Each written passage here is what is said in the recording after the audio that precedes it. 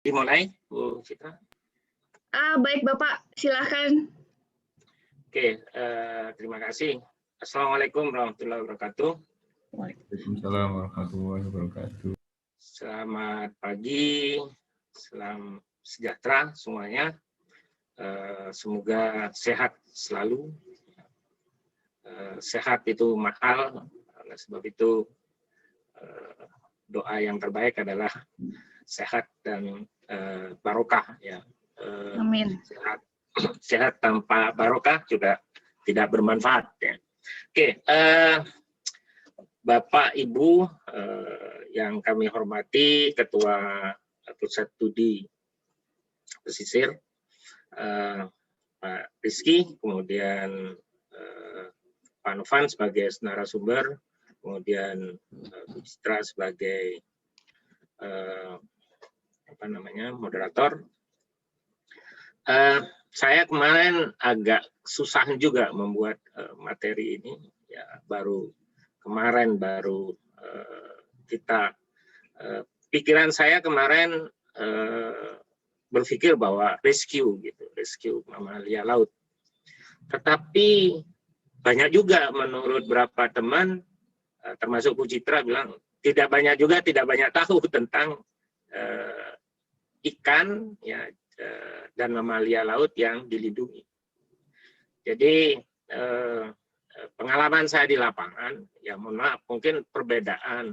Saya lebih banyak belajar ke masyarakat ketimbang ke literatur. Mungkin saya ini terbalik. Jadi dosen yang nggak benar mungkin terbalik, ya. Jadi belajarnya lebih banyak ke masyarakat. Sehingga saya putuskan untuk menyampaikan apa yang ada di beberapa peraturan, khususnya yang terima kasih sebelumnya, saya terima kasih kepada teman-teman BSPL Bali yang telah mensupport materi saya, ya. Jadi Mas Rizky khususnya,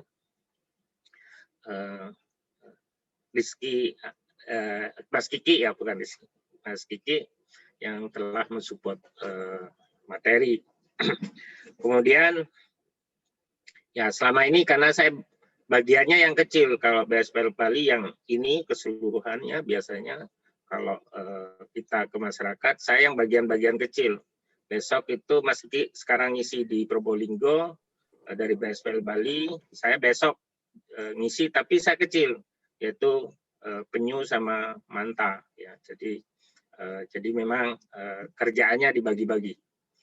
Oke, itu yang di awal. Tapi saya mungkin nanti tolong Bu Citra, saya takut kebablasan materinya, pingin banyak disampaikan. Tapi saya ini, saya sampaikan. Yang saya sampaikan ini ikan, ya, dalam artian ikan Pisces, ya, bersirip, yang ada di laut. Saya tidak menyampaikan ikan yang ada di perairan umum, ya, di PUD tidak. Jadi yang di laut. Kemudian mamalia juga mamalia yang di laut. Oke, supaya batasannya nanti kok arwana kok nggak masuk gitu, tajanya takutnya itu. Oke, ada permen baru, ya, permen peraturan KP.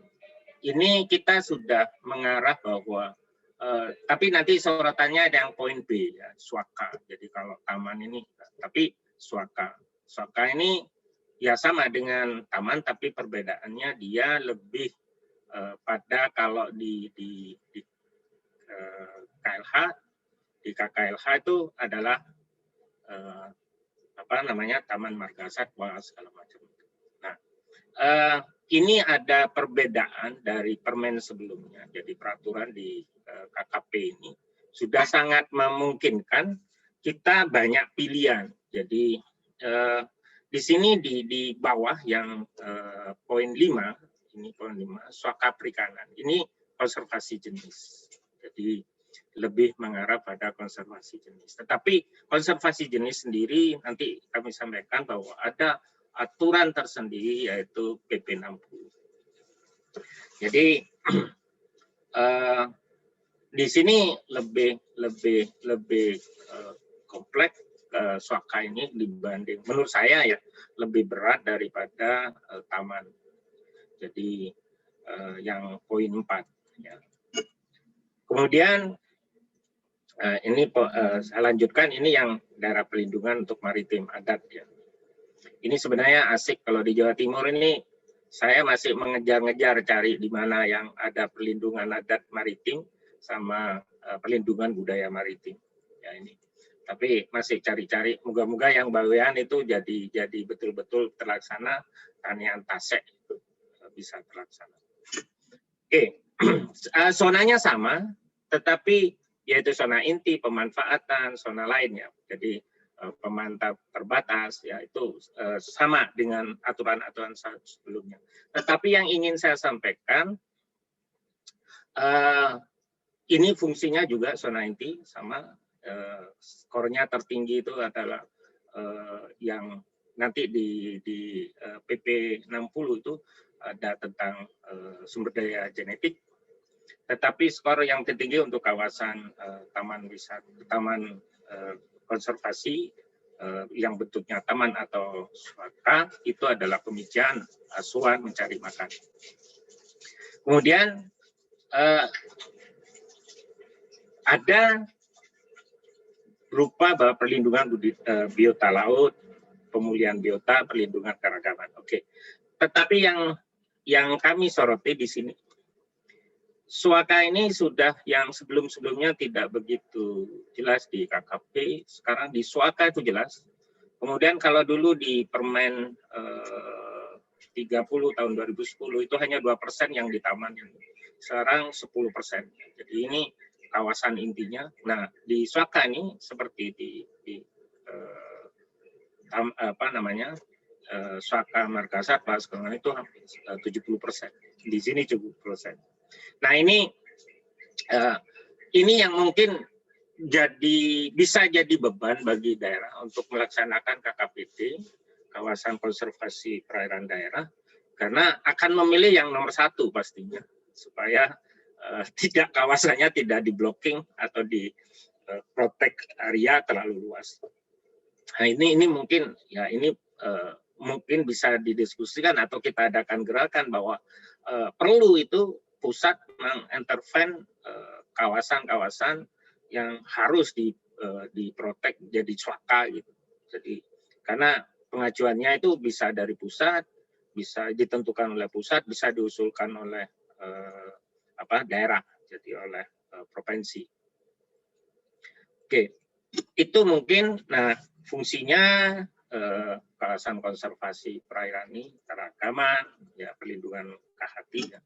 Kemudian pelindungan perikanan berkelanjutan. Jadi ini sebenarnya ini sudah masuk di tangkap, karena saya orang tangkap, jadi tangkapan ikan itu konservasi itu sudah masuk item di dalam perhitungan kuota di penangkapan. Sebelum-sebelumnya terpisah. Kemudian yang paling bonusnya ini, menurut saya konservasi apapun itu bonusnya yang akan ini jadikan bonus, bukan menjadi tujuan utama. Tetapi di dalam kenyataan di lapangan itu di daerah itu khususnya ekowisata itu jadi tujuan utama, bukan konservasinya. Jadi ini harus dibalik, harusnya konservasi tujuan utama, bonusnya adalah wisata dan pendidikan. Tanpa konservasi maka pendidikannya juga tidak bisa, nanti akan hancur. Oke, itu tentang konservasi sumber daya ikan ini ada konservasi di PP 60 ekosistem, kemudian konservasi genetik, konservasi jenis. Nah, di sini khususnya di konservasi jenis ikan biota perairan terancam punah ini, kita ada kriteria, ada 11 kriteria. Jadi untuk yang terancam itu, kalau di CITES itu yang red list, itu, jadi ada pendekatan, ada 11 parameter. Oke, kemudian ini yang kita akan, ya mohon maaf saya mengenalkan, nanti kita diskusikan, karena kayak dugong ini Bu Citra bisa yang jawab nanti, bukan saya yang bisa jawab. Walaupun saya yang ngejar-ngejar dukung, tapi saya bukan ahlinya dugem. Tapi kalau penyu gitu, manta masih saya bisa, hiu paus gitu, ya masih. Karena ya susahnya saya orang tangkap, orang teknologi gitu. Kemudian saya bekerja di konservasi, karena konservasi itu bonus mungkin bagi saya, bukan bonus ya, hobi yang mulai mahasiswa sampai sekarang tidak terpisah. Oke, ini peraturan yang selalu kita konservasi jenis. Ada di KSDA HE, itu Undang-Undang Nomor 5, kita ada Undang 45 di perikanan. Kemudian turun di PP 60 di kehutanan dan lingkungan hidup, itu ada PP 7, ada PP 8. Ya. Nah ini turunannya, satu lagi yang keluar kemarin, keputusan Menteri ya, nomor 21 tahun 2021. Oke, nanti kita sampaikan di belakang.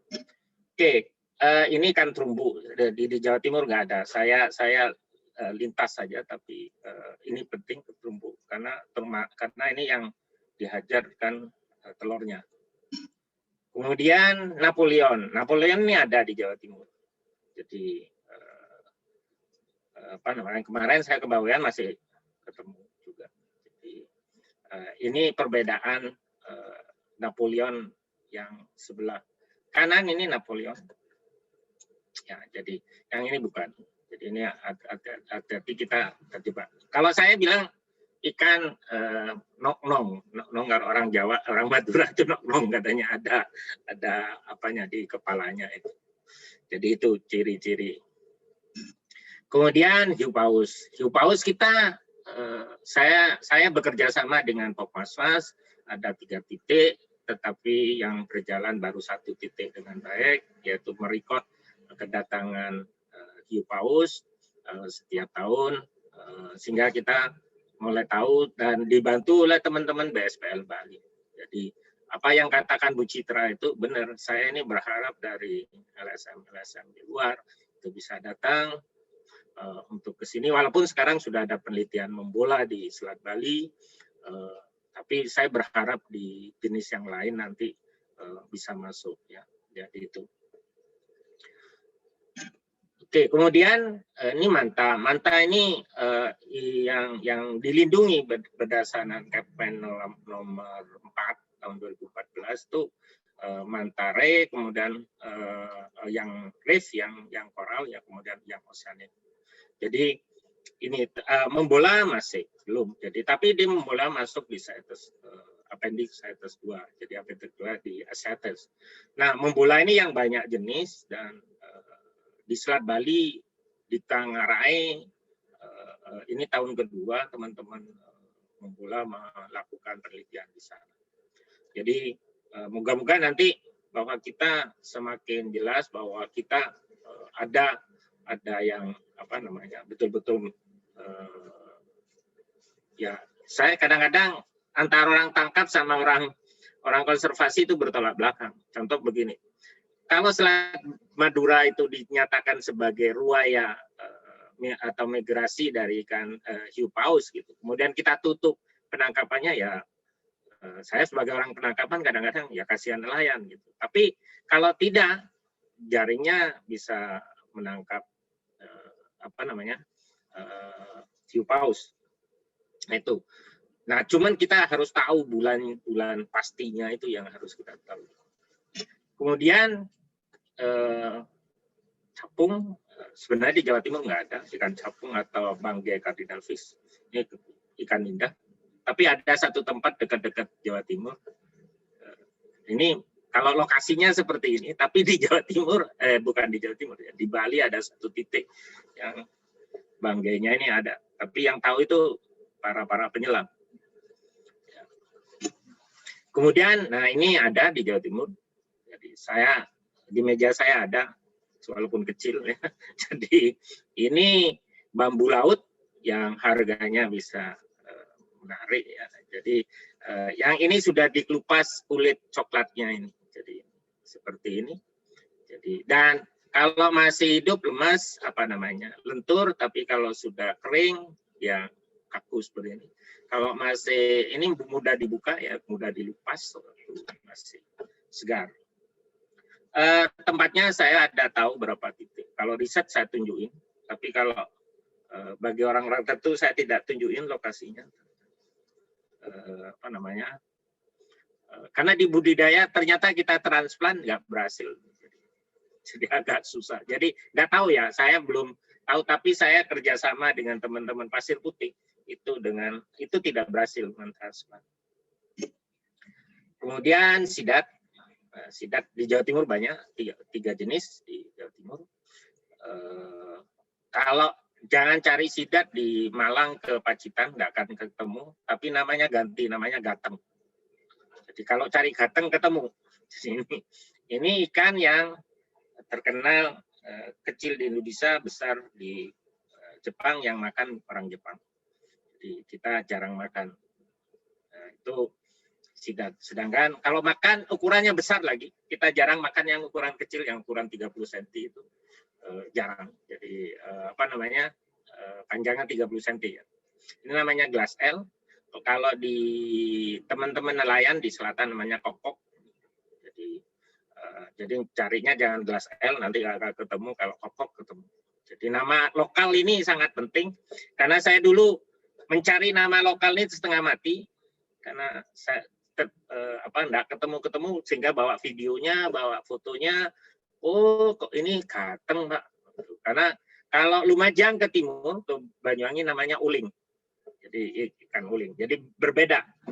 Jadi itu kemudian ini pari gergaji ya, yang ini KP nomor 1 tahun 2001, yang tadi saya salah menyebut 2021, yang benar KP Catman 1 2001. Ini pari gergaji, dan kita pernah menemukan di Prigi, waktu itu riset tentang hiu, dan kita pernah menemukan 1 kali, selanjutnya belum pernah ketemu. Tapi sekarang teman-teman masih ada yang aktif dari WWF untuk penelitian hiu, khususnya di Muncar. Ini pari gergaji kecil ya, yang lebih pendek. Ini bisa ke muara. Kemudian ini gergaji hiu gergaji atau gergaji hijau. Ini yang bisa dan endemik ya, jadi bukan di kita di Kepulauan K. Kalau Pareke ini adalah endemik di Pulau K. Tapi kalau ini bisa ke muara juga. Kemudian ini bukan ikan di kita, tapi mengapa saya tampilkan, karena ini ikan yang eksotik menurut saya, disebut ikan purba. Ya, kalau tidak, ini bisa kita anggap kerapu. Kemudian semua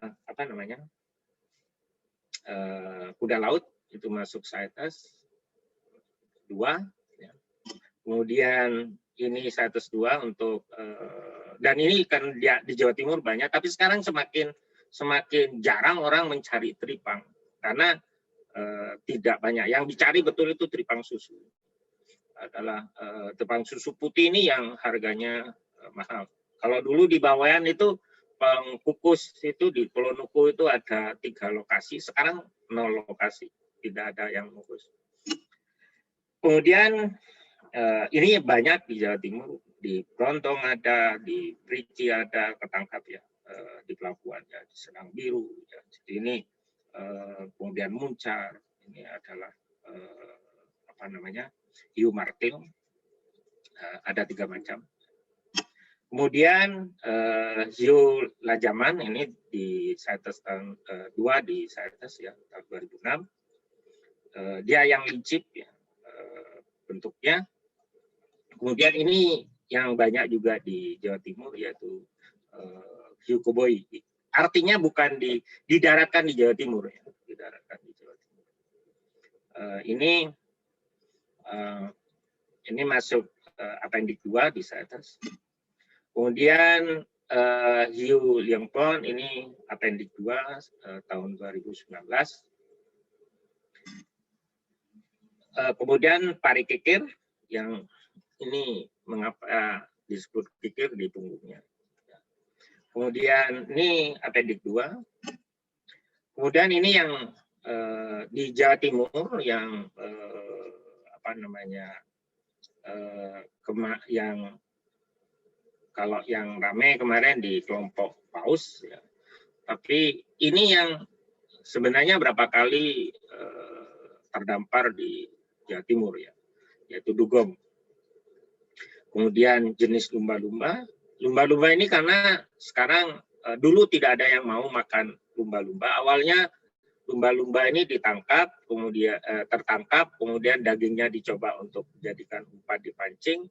Tetapi lama-lama sekarang rata-rata di selatan itu sudah makan, selatan Jawa Timur, ya, itu masyarakat sudah mau makan daging lumba-lumba. Karena memang hampir sama dengan hiu, di dekat kulitnya itu lemaknya lebih tebal. Oke, kemudian ini masuk kalau dugong itu apendik 1 sudah. Kemudian lumba-lumba ada yang apendik 1 dan 2. Kemudian cetacea, ya, paus itu masuk apendik 1 atau 2. Lumba-lumba air tawar kita tidak punya, Jawa Timur. Maksud, ya. Nah, penyu ada 6 jenis.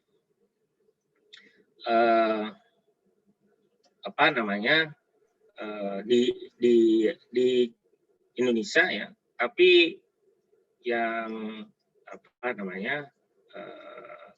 kita sudah susah yang cari yang tempayang. Jadi ini tempayang ini yang tahun 85 itu ketemu dengan tercatat terakhir tahun yang setelah itu tidak pernah menemukan. Ciri-cirinya mudah, dibalik aja di bawah itu ada 3, kalau yang lain itu 4. Ini tempayang, khusus tempayang ini sisiknya yang di bawah pinggir kedua itu ada 3. Mungkin kalau ini saya karena penelitian saya banyak di sini sampai alat penetasnya, sehingga saya mungkin lebih familiar gitu sampai identifikasi jenisnya.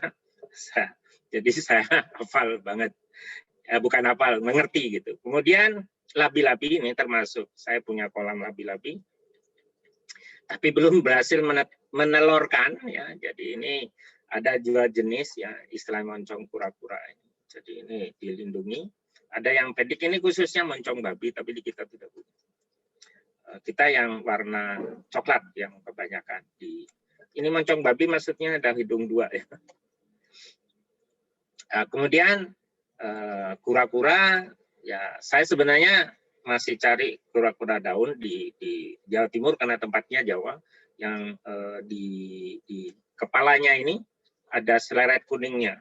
Jadi, tapi itu masuk terancam punah di KKP.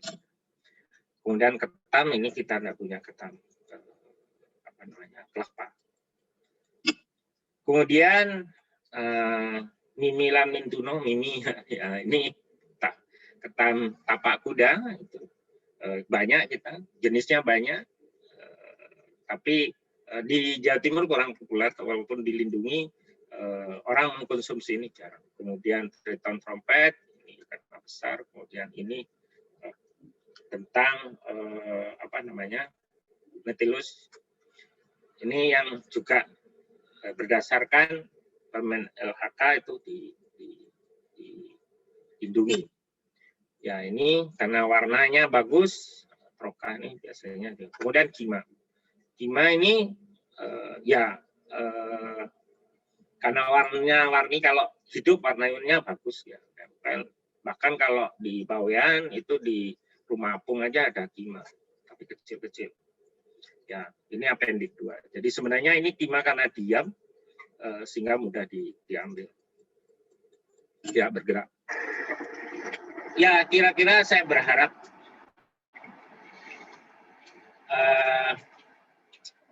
konservasi jenis ikan nantinya tumbuhnya seperti ini, kan. Bagi penangkapan lebih memudahkan, semua terlindungi. Dan gambar ini sangat bangga, ya, dihasilkan oleh dosen FPIKUB yang bekerja 3,5 bulan untuk menghasilkan sebuah video yang hebat. Ini menurut saya, tapi bagi orang lain, karena mungkin nonton di National Geographic biasa, tapi ini hasil karya dari penyelam kita dan notabene dosen dari FPK. Saya bangga sekali, maka sering saya putar di mana-mana karena ini karya dari dosen FPK, yaitu selamat kepada Pak Diki. Dan fotonya dia mejek di bawah. Oke, terima kasih. Itu yang bisa saya sampaikan. Saya perlu diskusi mungkin apa yang dikatakan oleh Bu Citra tadi itu yang penting untuk dicari. Karena apa? Akhirnya apapun yang kita lakukan di konservasi itu sebenarnya menciptakan keharmonisan sinergi antara pemerintah pusat, daerah, dan pengelola sumber daya di daerah dan masyarakat. Intinya bahwa semua konservasi, jadi konservasi bukan menakutkan. Jadi konservasi itu sebenarnya meningkatkan nilai sosial, ekonomi, dan budaya masyarakat. Kalau ekonomi naik, maka budayanya akan naik. Itu aja mungkin dari saya. Terima kasih. Baik, terima kasih banyak Pak Kandar. Waduh, langsung kalah saing ini saya kalau ada cewek begini. Baik, pemaparan yang menarik. Itu tadi schooling travel Jack ya Pak ya, yang terakhir. Ya, Iya, schooling travel Jack-nya TV. Oke. Bicara tentang konservasi, itu memang kita tidak akan pernah bisa lepas dari kebijakan. Karena landasan utama konservasi itu adalah kebijakan. Betapapun kita tahu dia dalam CITES, tapi ketika sebuah negara, ketika sebuah provinsi tidak menetapkan kebijakan, tidak menyusun undang-undang atau peraturan untuk mengawal naskah akademis yang disusun oleh kawan-kawan di kampus, maka itu akan menjadi sampah semuanya. Itu akan menjadi sebuah teori semuanya, dan niscaya 5 atau 10 tahun ke depannya kita tidak akan bertemu lagi dengan Kima, kita nggak akan ketemu lagi sama schooling yang kayak tadi di video, nggak bisa ketemu lagi sama dugong, itu sudah bisa dipastikan. Jadi jangan lagi kawan-kawan aktivis lingkungan, jangan lagi kawan-kawan yang konservasionis itu kemudian berpikir bahwa bullshit dengan undang-undang, bullshit dengan peraturan pemerintah, tapi kita harus mengawal itu supaya apa yang menjadi supaya ruhnya konservasi itu tetap masuk dalam peraturan dan perundang-undangan dalam penyusunan kebijakan. Dan yang saya garis bawahi lagi Pak, ternyata peran masyarakat itu sangat besar sekali untuk pelaksanaan konservasi. Paling sederhana itu adalah ketika kita ingin menyebut sebuah nama lokal. Jadi ketika kita mau mengidentifikasi sebuah spesies, ternyata kita harus tahu dulu nama lokalnya apa. Karena jangan sampai kita berusaha untuk melindungi sebuah satu spesies, tapi kemudian kawan-kawan di daerah, kawan-kawan di masyarakat lokal itu malah tidak mengenalinya. Jadi kalau tadi sudah disebutkan salah satu contohnya itu adalah il. Nah, itu ternyata berbeda, bahkan dari Lumajang ke timur, Malang ke barat itu namanya sudah berbeda. Baik, saya sudah tidak tahan lagi ini, langsung saja begitu kita lanjutkan kepada Dr. Hewan Novan Rikiawan. Dr. Hewan Novan, apa kabar? Alhamdulillah baik, Bu Citra. Baik, alhamdulillah. Dr. Novan, salam kenal dari saya Citra, senang sekali bisa bertemu dengan Dr. Novan. Biasanya hanya mendengar ceritanya dari adik-adik FKH yang kebetulan bertemu dan diskusi dengan kami begitu terkait organisme laut. Jadi saya senang sekali bisa bertemu dengan Dr. Novan saat ini.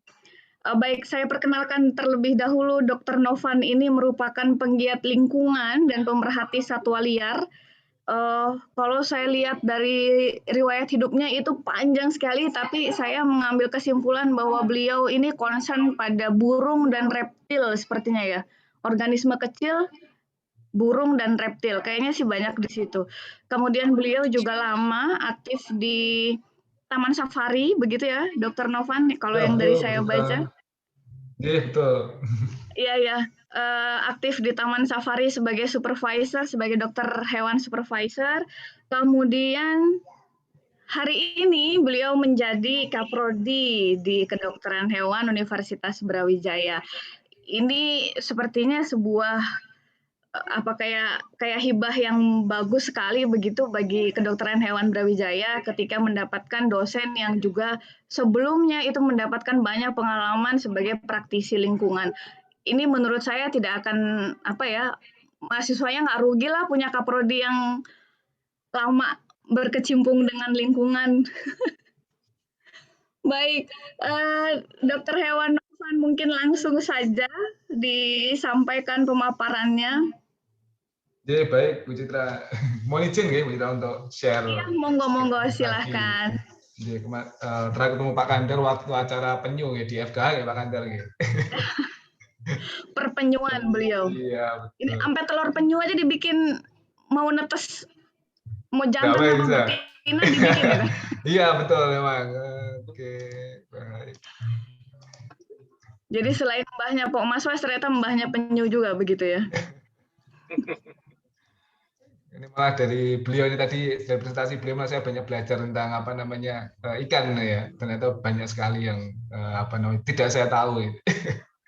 Wah, ini menarik ini dari sudut kedokterannya. Bedah radiologi, betul-betul. Monggo silahkan, dokter. Oke, baik, Bu Itra, mohon izin yang saya hormati dari Bu Citra dan tim Pak Kandar yang sudah berkenan untuk mengundang saya untuk bergabung dalam diskusi konservasi hewan.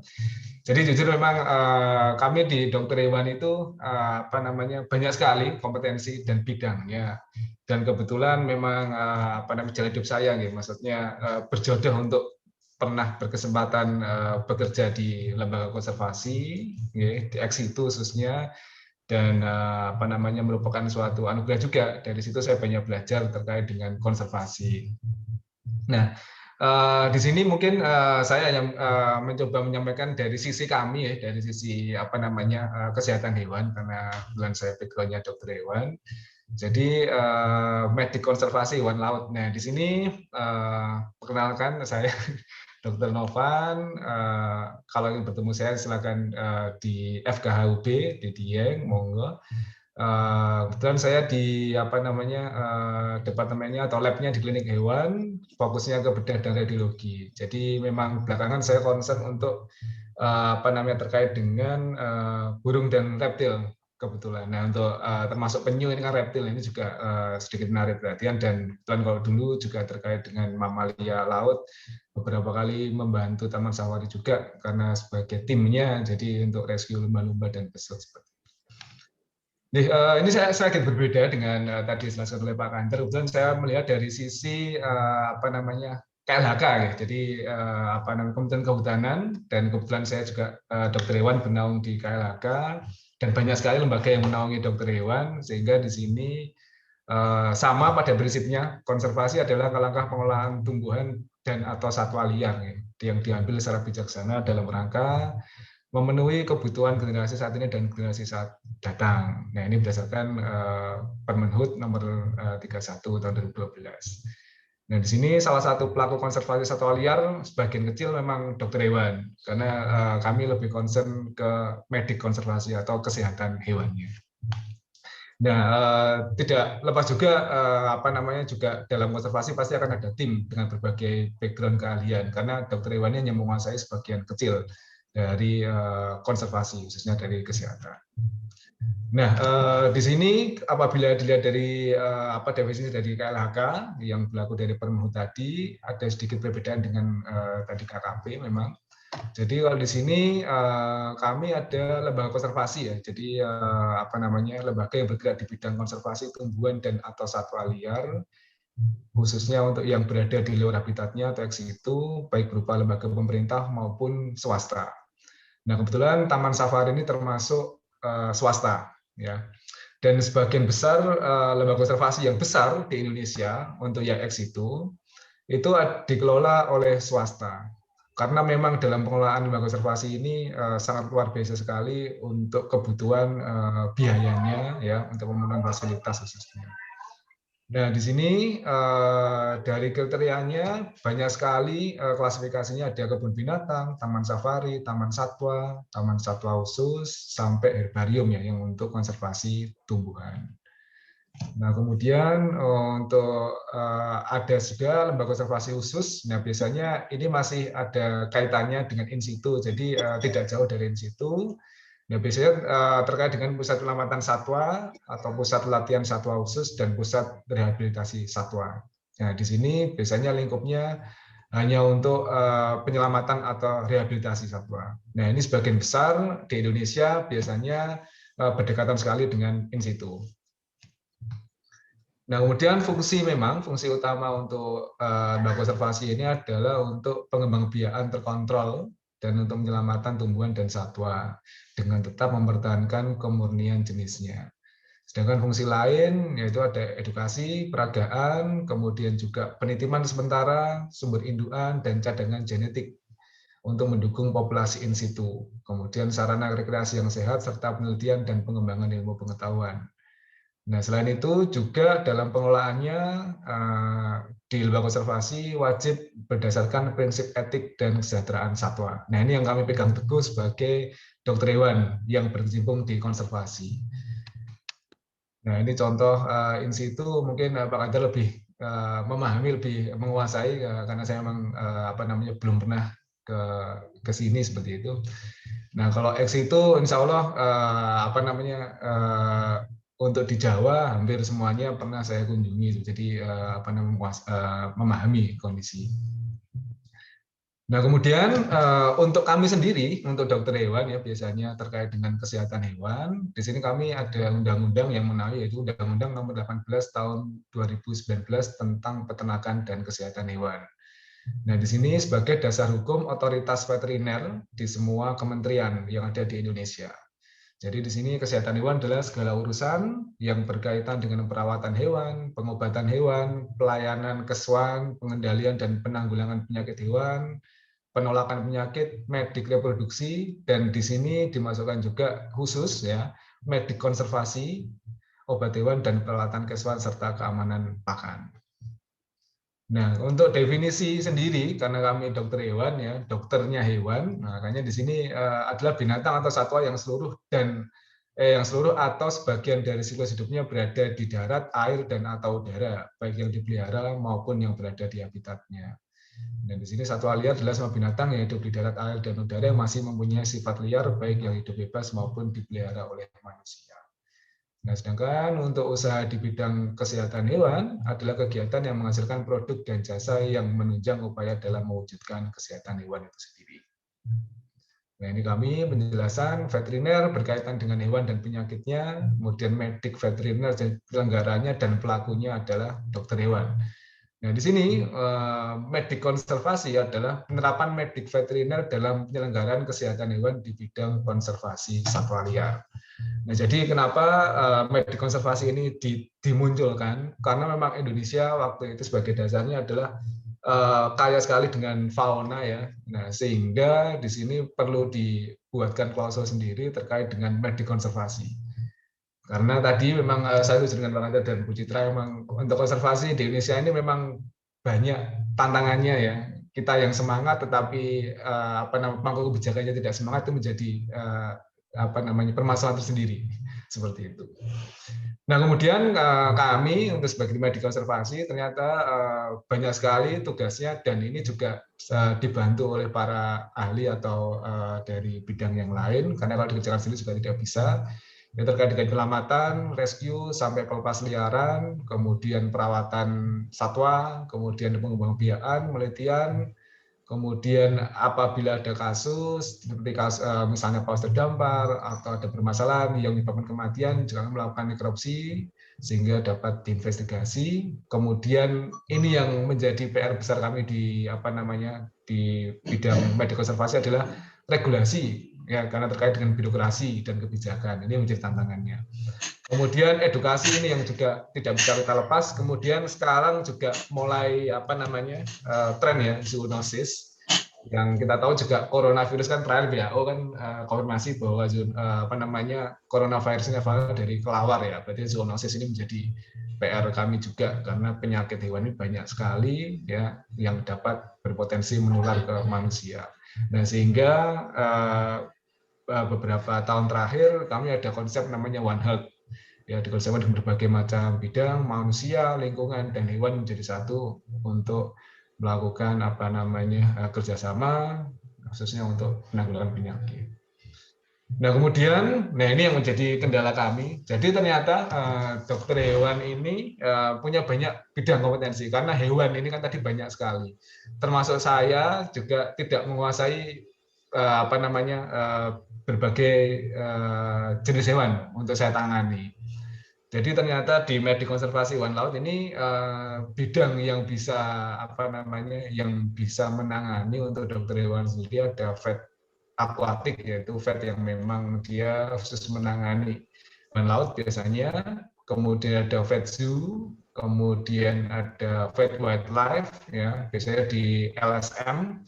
Kalau vet zoo biasanya di lembaga konservasi, kemudian ada vet exotic pet, yaitu biasanya untuk kami kolega yang bekerja di klinik atau praktek mandiri, tetapi juga dapat menangani hewan-hewan yang unusual atau jarang dipelihara, seperti ikan, reptil, patologis, kemudian juga vet researcher, kemudian juga ya ini juga jarang sekali dokter hewan yang berada di posisi pemangku kebijakan, sehingga kadang keputusan ataupun peraturan yang diterbitkan tidak selalu mendukung kami seperti itu. Nah, ini juga menjadi kendala juga.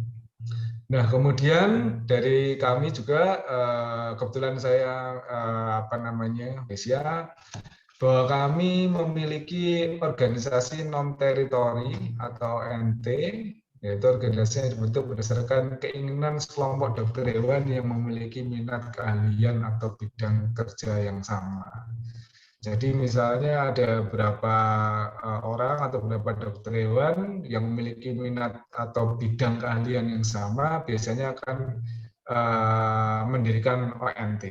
Nah, sehingga sampai saat ini ya ini ada Asosiasi Dokter Hewan Satwa Liar, Akuatik dan Hewan Eksotik Indonesia atau disingkat ASLIKEWAN. Dan yang terbaru ada Asosiasi Dokter Hewan Megafauna Akuatik Indonesia atau I'm Flying Vet ini, yang diinisiasi oleh KKP dan WWF. Nah, di sini memang dulu ketika saya berada di lembaga konservasi, saya bergabung dengan Asosiasi Dokter Hewan khususnya untuk penanganan mamalia laut ya yang mengalami masalah trotit dampar. Nah, kemudian lembaga yang menangani dokter hewan juga banyak sekali ya, banyak kakinya. Nah, ini juga seringkali ketika ada permasalahan, nah ini juga melibatkan banyak sekali lembaga ya yang menaungi dokter hewan, yang utama misalnya KLHK, KKP, Kementan ya, bahkan sampai LIPI, ada SM swasta, Kemenkes pun juga terkait dengan zoonosis seperti itu. Nah, ini yang banyak sekali kolega kami yang berada di lembaga-lembaga tersebut.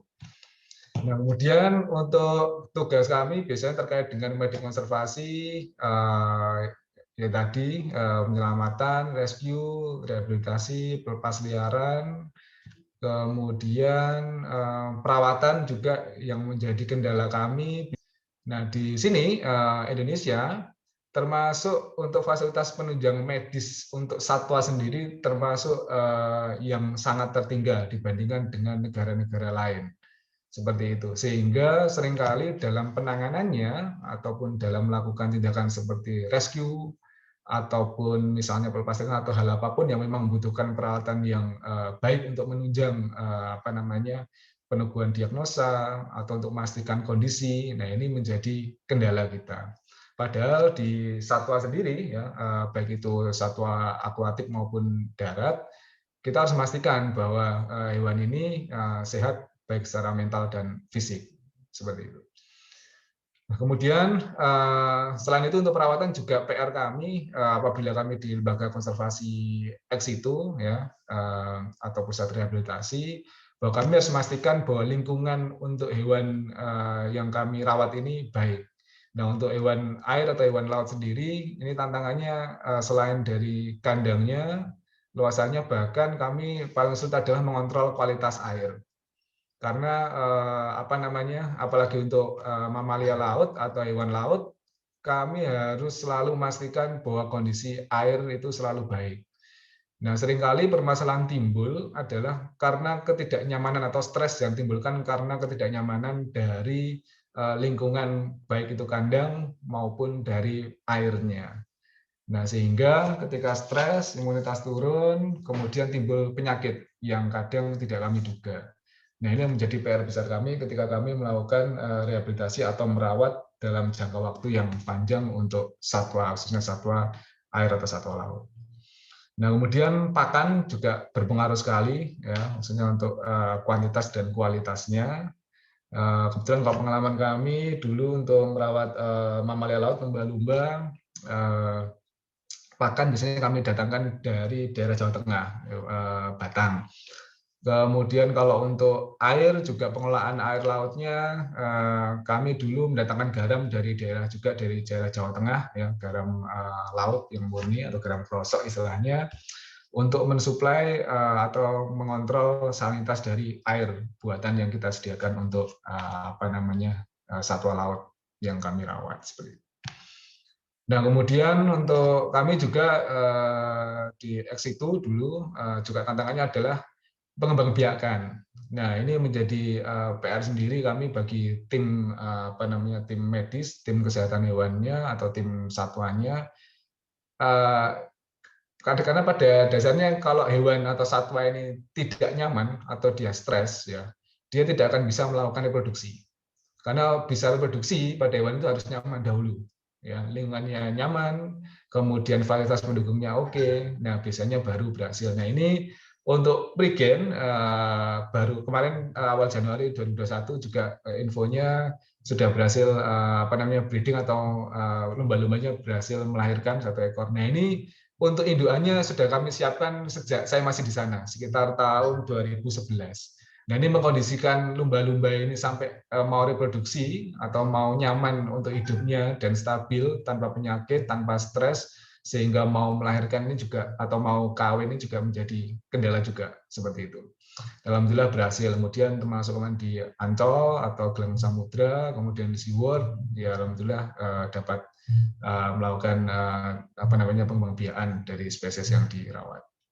Kemudian penelitian juga dilakukan oleh Dr. Iwan maupun bersama dengan tim lain yang lebih menguasai di bidangnya, sehingga banyak hal yang bisa dipelajari bersama. Kemudian terakhir kemarin mungkin dari apa namanya tim UNER ya bersama dengan KLHK, KKP maupun apa namanya mungkin ada yang terlibat dari UB. Nah, ini juga melakukan investigasi terkait dengan paus yang terdampar. Nah, ini kan saling berkolaborasi untuk menemukan atau menentukan apa sih penyebabnya yang terjadi. Nah, ini apa namanya Dr. Iwan di sini juga kami menjadi satu hal yang baru ya mendapatkan kasus seperti ini. Kalau info dari para kolega di sana. Nah, ini menjadi apa namanya PR buat kami untuk memperdalam lagi apa namanya bidang atau terkait dengan mamalia laut.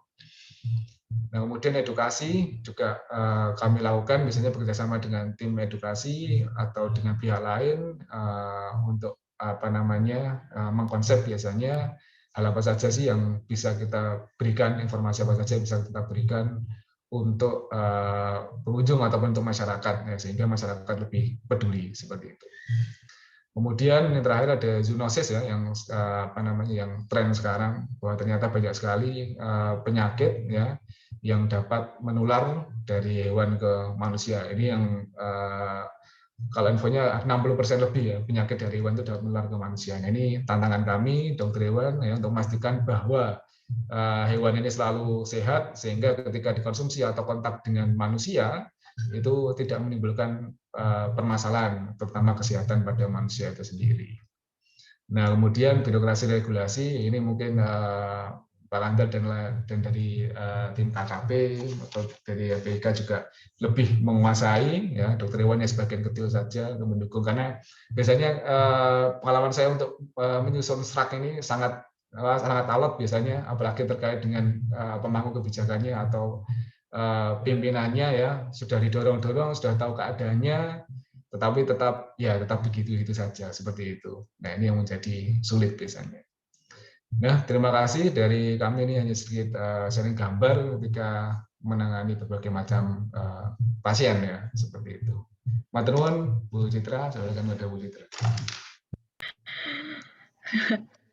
Itu tadi cerita dari dokter hewan Novan ketika menangani pasien, begitu ya dokter hewan ya. Ya Allah, ini menarik sekali. Dari catatan saya, ini ternyata medik konservasi itu ada beberapa tahapan. Ada penyelamatan, nekropsi, regulasi, edukasi, zonasi, bukan zonasi tapi zoonasi ya Pak ya. Kemudian penelitian, pengembangbiakan, dan perawatan. Ini, wah ini luar biasa ini kalau untuk medik konservasi ternyata harus.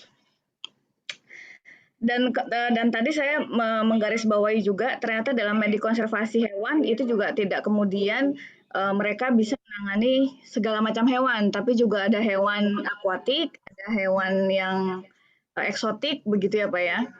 Ya betul Bu Citra. Karena banyaknya hewan Bu, jadi nggak bisa menguasai semuanya. Betul.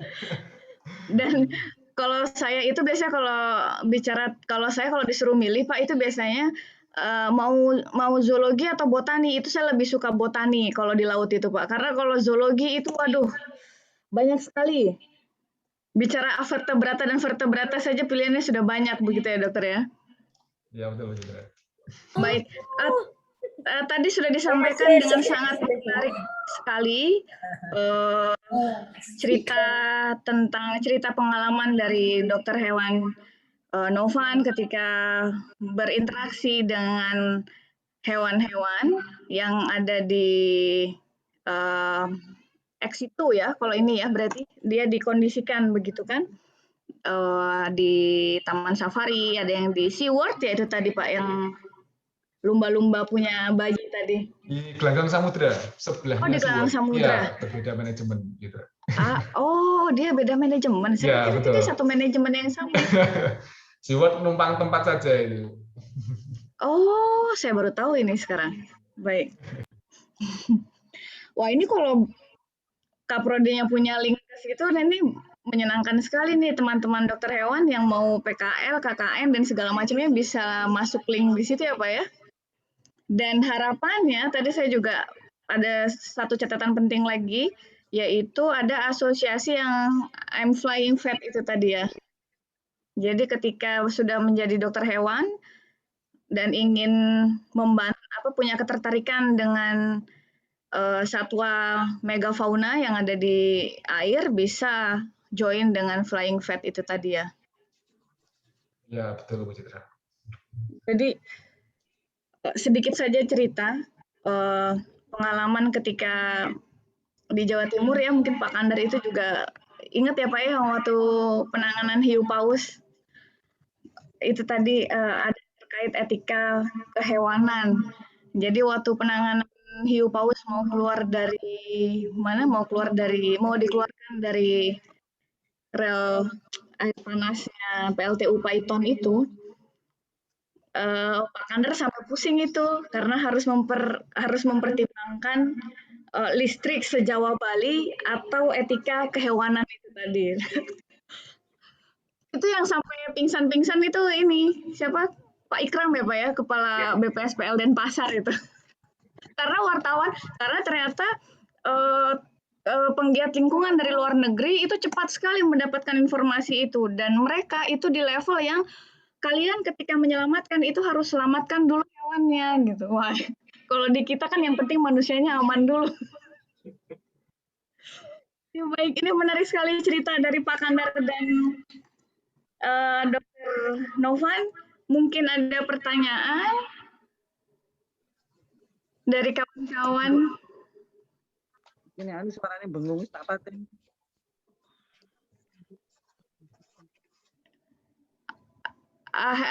Raise hand mungkin untuk yang ingin bertanya, atau bisa langsung chat di kolom komentar di grup chatnya. Monggo. Assalamualaikum. Iya, waalaikumsalam warahmatullahi wabarakatuh. Sari saya Mbak Selamat Citra. selamat pagi menuju siang ya Bu ya, brunch ini kalau waktunya.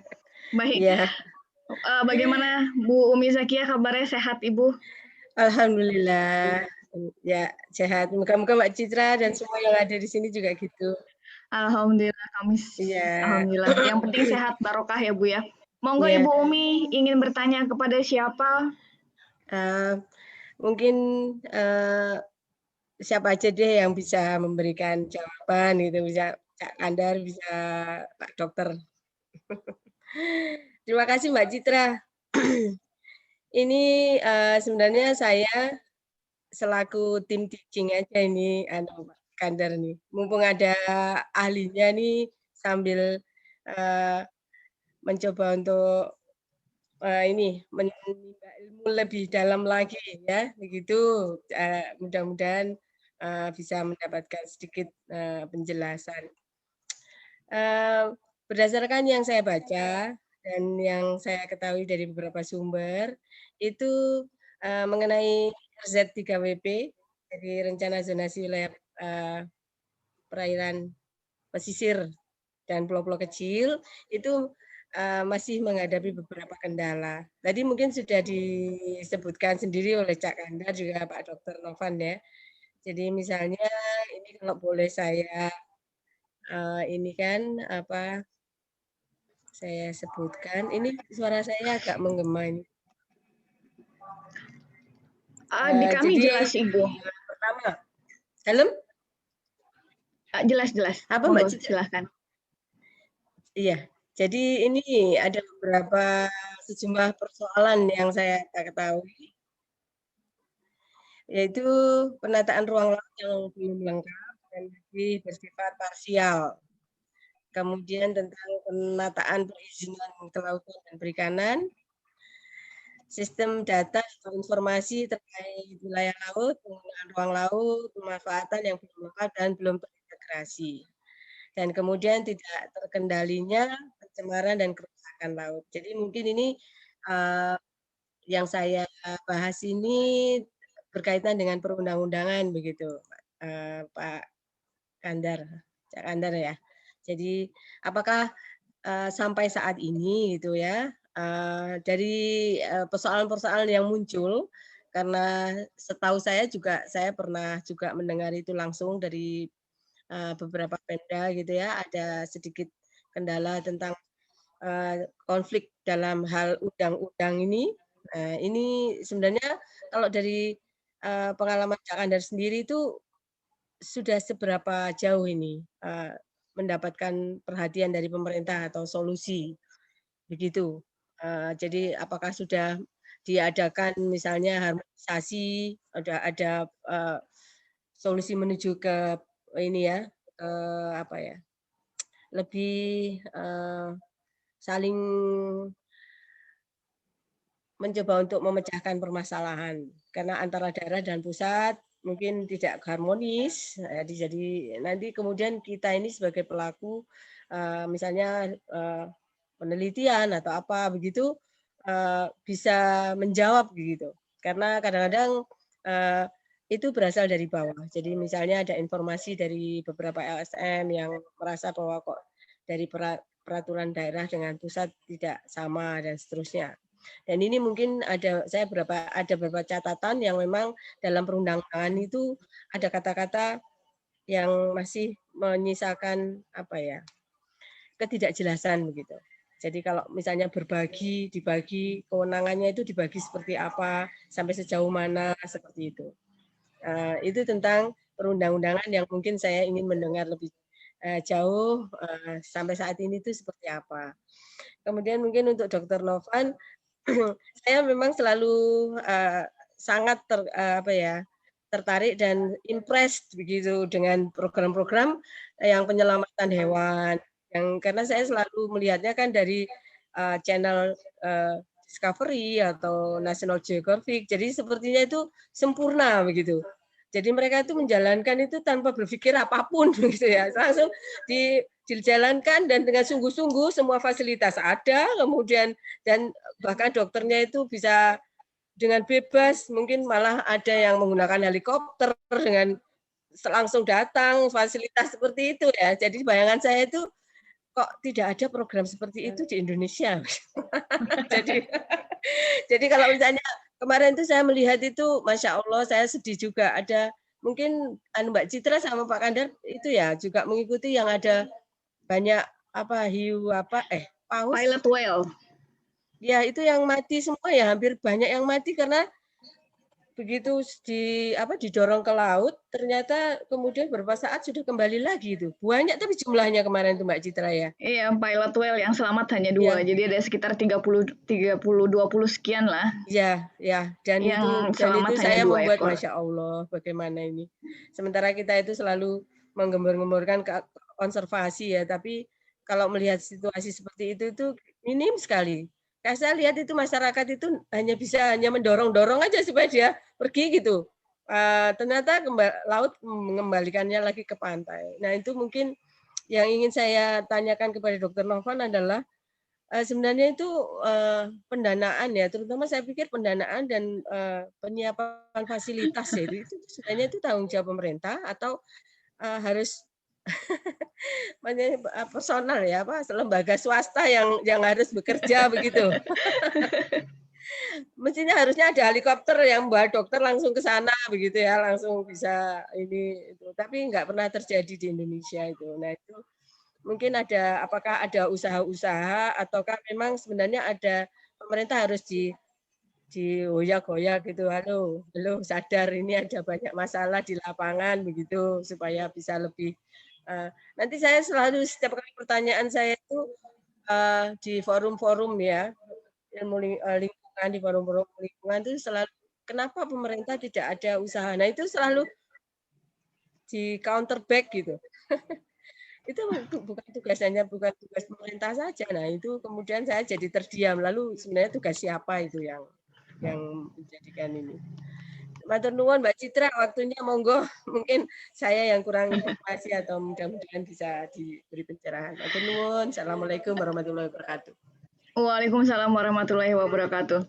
Terima kasih banyak Ibu Umi Zaki atas pertanyaannya, dan ini kayaknya mewakili banyak kepala begitu ya yang bertanya-tanya tentang RZWP 3K, kemudian tentang bagaimana penanganan megafauna laut yang terdampar. Ini kayaknya sebenarnya sudah pertanyaan yang sering sekali keluar begitu dari masyarakat. Bahkan kadang-kadang Bu, pemerintahnya sendiri juga itu sering bertanya Bu. Harus telepon siapa begitu. Kalau saling bertanya terus kepada siapa gitu. Ya, itu yang kemudian sebenarnya diinisiasi oleh PSPK dengan membangun diskusi kita di sini. Jadi harapannya itu kita yang hadir di sini itu kemudian bisa berjejaring. Kayak tadi kita bisa berjejaring. Nah, nanti langsung saja dijawab mungkin dengan expertnya gitu. Kalau saya hanya menginisiasi saja begitu, hanya membantu PSPK untuk menginisiasi kegiatan ini supaya ketika nanti terjadi kasus-kasus yang tadi Bu Imi tanyakan itu PSPK bisa jadi motornya. Ini harus kontak siapa, ini harus kontak siapa, ini harus kontak Cak Kandar nih, harus kontak Dr. Novan nih. Nah, itu bisa jadi muaranya di situ. Baik, langsung saja kepada Cak Kandar dulu mungkin Cak terkait RZWP 3K. Pertanyaannya adalah apakah sampai dengan saat ini sudah ada peta jalan untuk menemukan solusi simpang siur dari kebijakan itu tadi? Oke, terima kasih.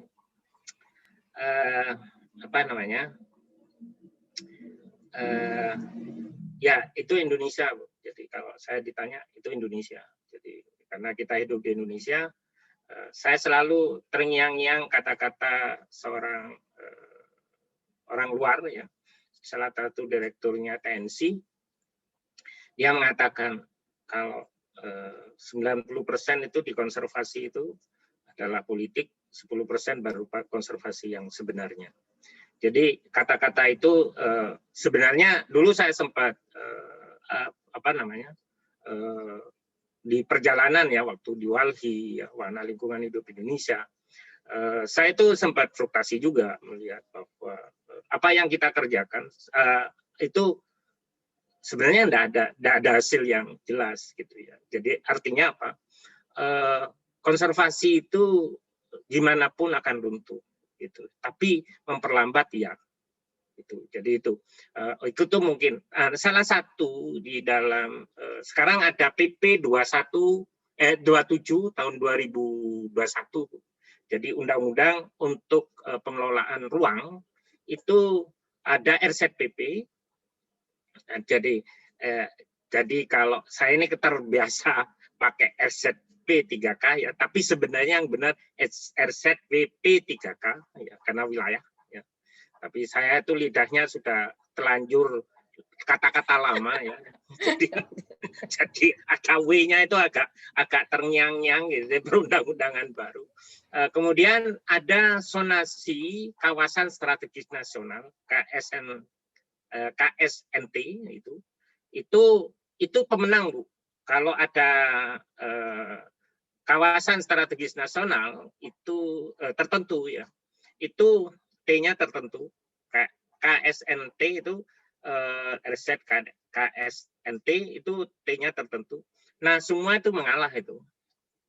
Termasuk RZPP. Kita sempat sama Bu Citra ini mengusulkan Pak Wian masuk di ya nakal juga ya, nakal karena sudah bekerja lama di Bawean nggak jadi kawasan konservasi gitu. Kita usulkan kawasan strategis nasional tertentu gitu. Jadi itu nakalnya kita orang akademik gitu, kadang-kadang nakal. Nah, ada lagi namanya zonasi kawasan antar wilayah. Iya. Jadi ada 3 macam sekarang itu. Nah, itu kalau yang antar wilayah katanya 40 mil dari 40 yang mil.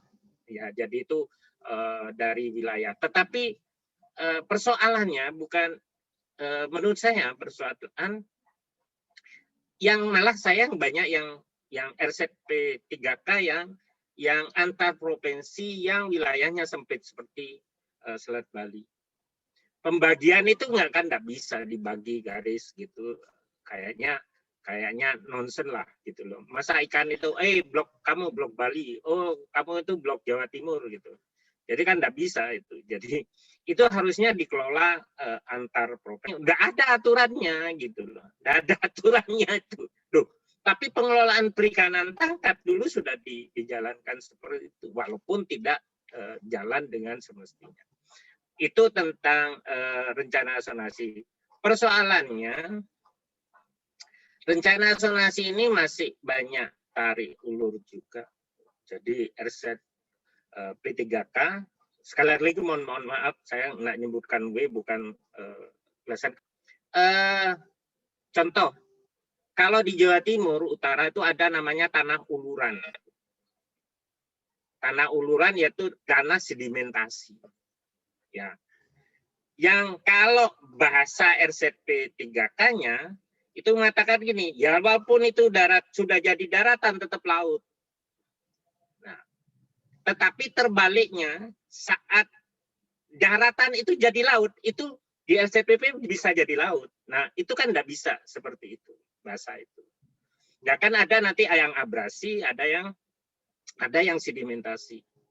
Pantai itu kan tidak bisa diatur, kamu tetap aja garisnya seperti itu. Nah, itu. Kemudian yang itu tentang bahasa ininya. Terus garis pantai gitu. Garis pantai itu ini mungkin banyak akademisi mungkin masih berpikir yang biasa pakai angklos undang-undang internasional RZP3K itu menganggap bahwa garis pantai itu surut terendah. Bukan.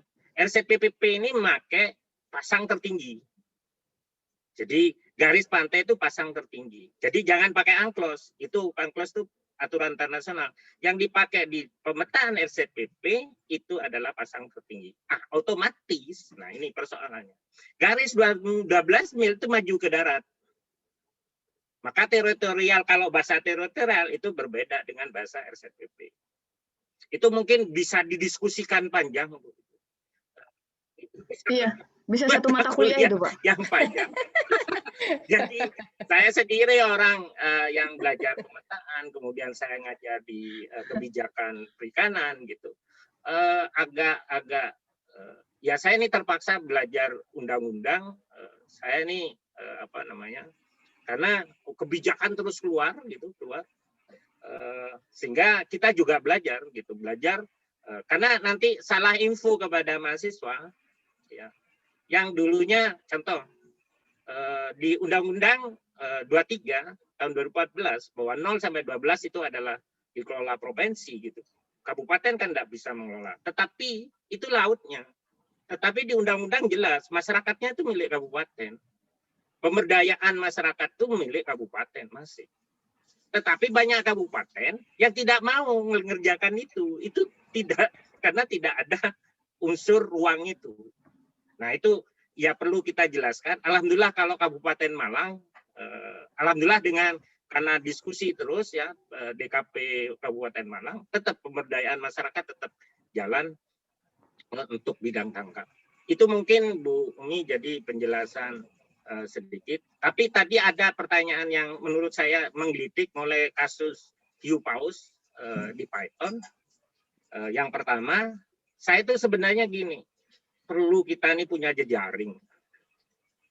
Kita ini kadang-kadang kasihan gitu. Tapi enggak ada yang kita bisa berbuat. Kayak si plot ya, saya dapat laporan dari kelompok saya, dapat foto, video segala macam. Tapi saya mau berbuat apa? Kebiasaan saya kalau saya masih bebas gitu kayak dulu, Python langsung gereng gitu. Ya 10 hari di sana. Alhamdulillah biayanya banyak. Kalau ditanya Bumi biayanya siapa? Alhamdulillah banyak. Dari Allah Subhanahu wa taala. Jadi biayanya dari Allah Subhanahu wa taala. Nah, itu yang saya bersyukur selalu diberikan Allah itu. Nah, kemarin cuman saya minta aja ke kelompok saya, Kak Bilal, tolong foto ini. Kita bantu untuk minta bantuan di luar ya selama kita bisa. Nah, saya bersenang sekali ketemu saya berharap memang dulu sama Mas Andi saya bilang, mengapa saya tuh punya impian Brawijaya tuh punya tim rescue gitu loh. Jadi dulu ada TED Pak, Team Emergency and Disaster. Itu untuk pertolongan pada masyarakat. Tapi ya bangkrut juga, bukan bangkrut ya. Nggak ada. Tapi kata-katanya. Karena mungkin tidak penting, tapi bagi kita yang bekerja di apa namanya di sosial, kemudian kita bekerja di apa namanya pri kehewanan ini, ya pri kemanusiaan, kita bekerja di pri kehewanan. Oh ya, Dr. Novan, saya kenalkan, saya ini SMA saya sekolah kehewanan Malang. Jadi saya sedikit tahu tentang perawatan, sedikit tahu dulu ya. Jadi hewan. Jadi kalau saya kemarin dodorong ikut di anggota asosiasi perawat hewan, itu kan ada veteriner ya, veteriner istilahnya. Tapi saya bilang saya udah tua, urusan ini tangkap aja. Nah itu mungkin yang perlu di forum ini. Saya ingin sekali lagi menyampaikan, ya paling enggak grup WA lah orang-orang yang concern terhadap satwa liar ini. Ya ketepatan kami sekarang banyak bantu di 2 tempat Pak untuk KIE. KIE itu kawasan ekosistem esensial, itu atas nama Fakultas Perikanan, atas nama dekan sebenarnya. Tapi yang datang saya terus gitu. Jadi kan api gitu. Jadi KIE ini di Taman Kili-Kili karena memang concern saya di penyu di sana. Kemudian ada yang di ini Pak Novan di Ujung Pangkah yang burung transit. Jadi itu burung transit yang Australia. Nah itu jadi kalau mungkin suatu saat nanti kalau kita butuh yang tadi apa dokter hewan yang urusan burung tuh gitu. Nah, Iya, betul. Itu Burung dan reptil beliau. Ya, oke, itu aja mungkin saya sampaikan. Makasih. Baik, terima kasih banyak Pak Kandar. Ulasan yang lugas dan jelas. Baik, langsung saja kepada Dr. Novan. Ini agak berat ini pertanyaan, dokter. Jadi siapa yang harus bertanggung jawab ini untuk penyelamatan? Berat ini dokter, berat ini. Karena kalau bicara nggak tahu sih dalam mindset saya ketika kita bicara penyelamatan itu kan nggak mungkin dokter hewan sendiri begitu ya, nggak mungkin satu orang flying vet kemudian sendiri menyelamatkan, apalagi dalam kasus yang masalah kayak kemarin. Kira-kira apa sih yang bisa kita lakukan gitu? Apa yang bisa kita lakukan mulai dari yang paling sederhana saja dan jadi bisa kita mulai sekarang dan sederhana. Itu kira-kira apa, Dok? Baik. Ini sebenarnya jawabannya bersama dengan Pak Kandar tadi ya. Memang kalau terkait dengan kebijakan ya, yang mendukung kita melaksanakan kegiatan konservasi itu kadang menjadi hal yang dilematis sebenarnya. Seperti itu. Nah, kebetulan kalau pengalaman kami, Bu, kebetulan karena dulu saya bernaungnya di swasta, jadi memang tidak dipungkiri lagi, ya mohon maaf, pemerintah selalu mengandalkan pihak swasta, baik swasta yang dalam hal di sini perusahaan, kebetulan kami dulu tahun safari perusahaan PT, atau kalau tidak mengandalkan LSM yang pembiayanya dari luar, betul, dari NGO. Nah ini karena apa? Memang kalau dari dokter hewan sendiri, memang kalau dari segi kompetensi yang dibutuhkan, ya dari pemerintah sendiri hampir jarang dokter hewan yang memang berkompeten untuk menangani rescue, apalagi terkait dengan kesehatannya. Karena memang kebetulan kolega kami banyak yang di di birokrasi atau di kelembagaan ini kan bisa terkait dengan struktural ataupun kalau fungsional pun tidak fungsional yang benar-benar menangani langsung ke lapangan seperti itu. Nah, sehingga pada kenyataannya yang menangani adalah dokter hewan yang memang berkecimpung atau berkompeten di bidang itu sendiri, yang dinaungi oleh tadi NGO maupun dari swasta. Nah, sehingga biasanya kalau dari NGO dan swasta ini pembiayaannya biasanya full dari perusahaan itu sendiri ataupun dari NGO itu sendiri yang membiayai. Nah, di sini pemerintah biasanya memberikan jalan terkait dengan perizinan, terkait dengan kondisi darurat, sehingga membantu dalam hal-hal misalnya terkait dengan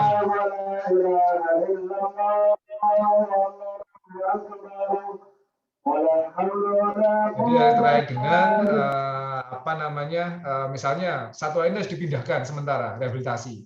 Jadi tanpa izin atau misalnya kami di KLHK tanpa surat angkut tanaman satwa dan dalam negeri itu menjadi masalah polemik. Seperti itu, karena dianggap sudah melanggar. Nah, niat kita baik, tetapi tidak didukung oleh kebijakan, nah itu menjadi masalah juga, seperti itu. Nah, jadi kalau misalnya, kalau di TV memang ada kegiatan seperti National Geographic atau Discovery Channel yang menampilkan, memang seperti itu apabila dukungan kami lengkap. Tapi ada kenyataannya di lapangan, ya tidak seindah itu, Bu. Makanya di Indonesia jarang sekali dilakukan pengambilan gambar untuk rescue. Karena memang kondisi kita sangat kesulitan sekali, ya. Kemudian juga misal yang paling simpel, kondisi obat-obatan juga kami juga sering kali mengalami kendala karena kami benar-benar di lapangan juga apabila tidak disupport, ya apalagi di pelosok seperti itu, pengalaman menangani harimau Sumatera ataupun hewan lain, gajah seperti itu, ya memang itu tidak seindah yang di TV, Bu. Tidak ada helikopter, jadi kita harus jalan kaki, menyusuri. Apalagi juga pemerintah juga ya sana, karena menurut saya bukan menjadi prioritasnya pemerintah juga, karena pemerintah juga tidak ada kepentingan di sana. Apalagi juga apabila rescue itu berkaitan tadi misalnya kondisi tadi hiu di Python, itu kan manusianya diuntungkan. Nah, ini sama dengan kejadian kami ketika merescue gajah atau harimau yang kontak dengan perusahaan atau lingkungan masyarakat tempat tinggal. Ini yang ditampungkan adalah masyarakat dulunya, masyarakat terlebih dahulu, baru satuannya. Nah, ini menjadi juga seringkali menjadi tantangan juga dan seringkali juga menimbulkan celaka juga bagi kami tim rescue ketika menghadapi atau melakukan penyelamatan satwa yang itu di lingkungan masyarakat maupun di perusahaan. Karena pertimbangannya bukan hewannya dulu atau animal welfare dulu yang ditambahkan, tapi lebih ke human-nya dulu, human right-nya dulu, seperti itu. Nah, itu yang menjadi tantangan kami. Kemudian pendanaan tadi saya sampaikan bahwa memang terbesar mungkin kalau dari pemerintah belum ada mengalokasikan khusus ke konservasi terkait dengan rescue karena sifatnya insidental, biasanya dari tim NGO, LSM ataupun dari pihak swasta, kebun binatang atau lembaga konservasi yang sudah memiliki sumber dana yang cukup baik atau besar, kemudian fasilitas yang mumpuni, ini yang biasanya berani maju atau yang ditunjuk oleh pemerintah setempat, kementerian misalnya. Jadi biasanya sudah langganan, Ibu. Jadi misalnya oke, ada kasus rescue, kira-kira mana yang mampu seperti itu? Oke, yang dikirimkan atau diminta tolong adalah lembaga itu, seperti itu. Nah, ini menjadi saya juga sering sekali terjadi juga lah, ini kita menjadi langganan itu, banyak pengalaman karena sering diminta tolong. Pasti ada faktor lainnya. Faktornya karena memang pemerintah sendiri tidak ada anggaran khusus untuk dan SDM yang kompeten untuk melakukan itu. Seperti itu, Ibu. Baik. Terima kasih banyak ini pemaparannya Dr. Novan. Tidak ada anggaran, tidak ada satupun sepertinya ya lembaga di kita yang memiliki anggaran khusus untuk penanganan stranding. Apakah stranding apapun menurut saya tidak ada, baik itu stranding mammals maupun stranding megafauna itu juga kita tidak ada. Sehingga kita menjadi sangat bergantung sepertinya begitu ya Dr. Novan kepada NGO-NGO. Jadi biasanya memang ketika ada kasus seperti itu teman-teman yang ada di lapangan itu tertekan sekali dengan datang NGO karena yang dari luar negeri itu justru datangnya lebih cepat. Responnya lebih cepat ya, apalagi terkait dengan satwa ini ya, yang berpotensi menimbulkan begitu mereka tahu gitu ya betul, ketika mereka tahu ada stranding massal, jangankan massal, itu yang diurusin sama Cak Kander 6 tahun lalu itu dia cuma satu ekor gitu itu ya, itu dia datang itu betul-betul.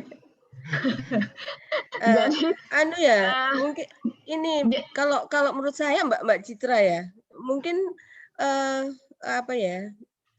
mekanisme yang terjadi di terutama di US misalnya ya, atau di Europe gitu ya. Saya melihat juga itu yang penyelamatan orang hutan yang dilakukan oleh murni dari orang Perancis itu yang di Kalimantan itu betul-betul murni dari mereka itu pendanaannya. Sudah pemerintah sudah tidak sama sekali tidak cawe-cawe lah di situ, enggak ada.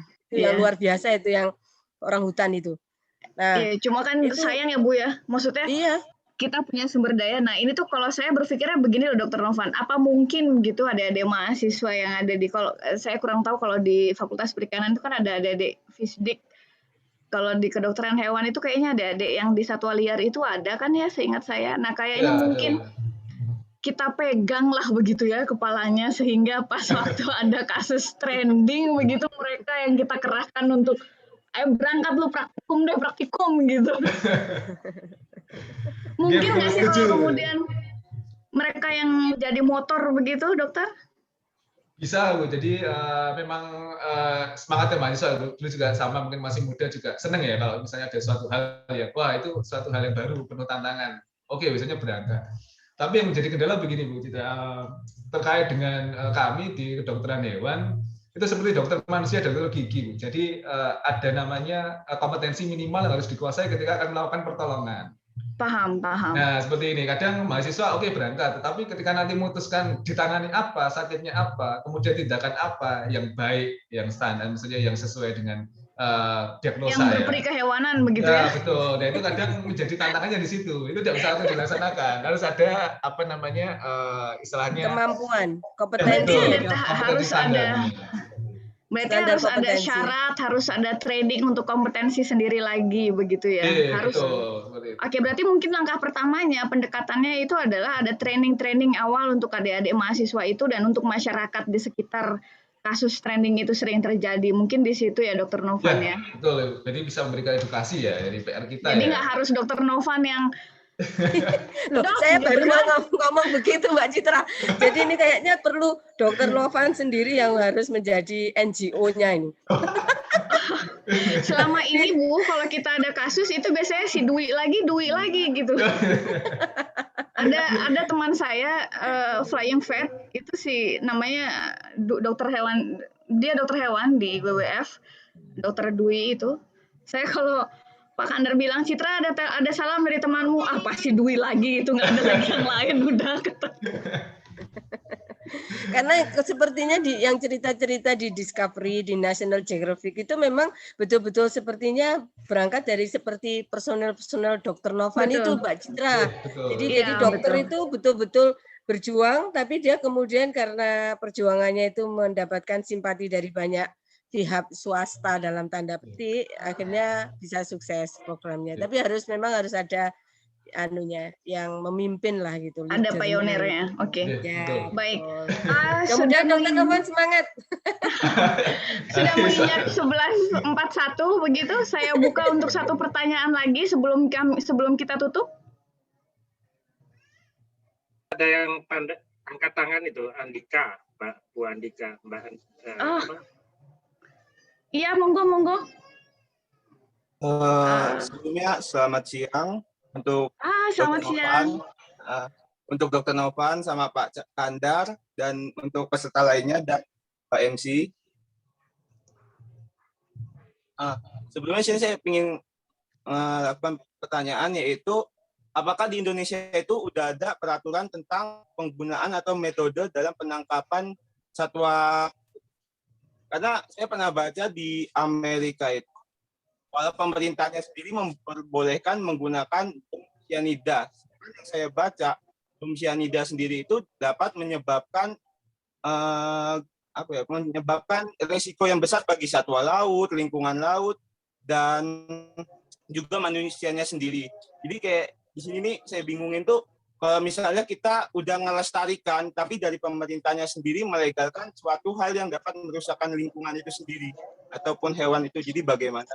Dan apabila kan misalnya kita tuh boleh menggunakan cyanida, apakah ada batasannya? Dan untuk metode-metode lain itu juga ada batasannya sehingga tidak merusakkan lingkungan itu. Mungkin seperti itu saja. Terima kasih. Andika dari mana? Oh iya, saya Andika Pratama Putra dari Fakultas Kedokteran Hewan UB. Oh, senangnya. Wah, inilah tadi mahasiswa yang akan dijadikan pionir. Muncul dia ternyata. Baik, monggo silakan. Bagaimana? Mungkin bisa dimulai dari Dr. Novan dulu. Apakah ada undang-undang yang mengatur terkait pemanfaatan begitu ya? Mungkin lebih ke pemanfaatan penangkapan satwa liar atau satwa-satwa yang dilindungi. Kalau di LH sendiri bagaimana Pak pendekatannya? Baik, sejauh ini kebetulan saya belum pernah mendengar ya undang-undang yang terkait dengan penggunaan zat-zat yang itu dapat tadi menimbulkan efek baik itu pada satwa itu sendiri maupun lingkungan ya, dan apalagi untuk konsumsi seperti itu. Nah ini kalau mungkin saya kurang tahu di Amerika, kalau saya baru tahu, masih diberitahu seperti itu. Apakah ini terkait dengan juga lingkungan perairan ataukah itu yang terkait dengan satwa yang hanya di darat? Kalau dari darat jauh ini di Indonesia belum ada yang melegalkan penggunaan zat-zat tersebut. Jadi kalau dari kami, dari kesehatan hewan sendiri, dari tim medis dalam misalnya terkait rescue atau penangkapan khusus, kami biasa menerapkan dengan obat-obatan. Jadi agen kimia yang sifatnya bersifat sedativa ataupun anestetika. Jadi memang harapannya kalau misalnya tujuannya untuk rescue ataupun untuk research, pasca pemberian obat-obat tersebut itu dapat kembali normal atau recovery-nya biasanya tidak ada gangguan atau tidak menimbulkan masalah di kemudian hari. Karena prinsipnya tadi yang harus dipegang adalah prinsip animal welfare. Seperti itu Bu Citra dan Mas Andika. Jadi jauh ini di Indonesia belum ada yang merujuk untuk penggunaan zat-zat yang dapat menimbulkan kerusakan atau dampak pada hewan itu sendiri, lingkungan dan untuk manusianya. Seperti itu dari saya sih, pengalaman saya untuk rescue dan riset seperti berarti itu. Berarti tidak ada satupun peraturan yang dia membolehkan untuk menggunakan itu, begitu ya? Semuanya harus memperhatikan animal welfare. Ya, betul, Bu Citra. Itu kalau di kami di darat. Di laut mungkin ada pendapat atau mungkin Pak Andar punya pengalaman yang lain.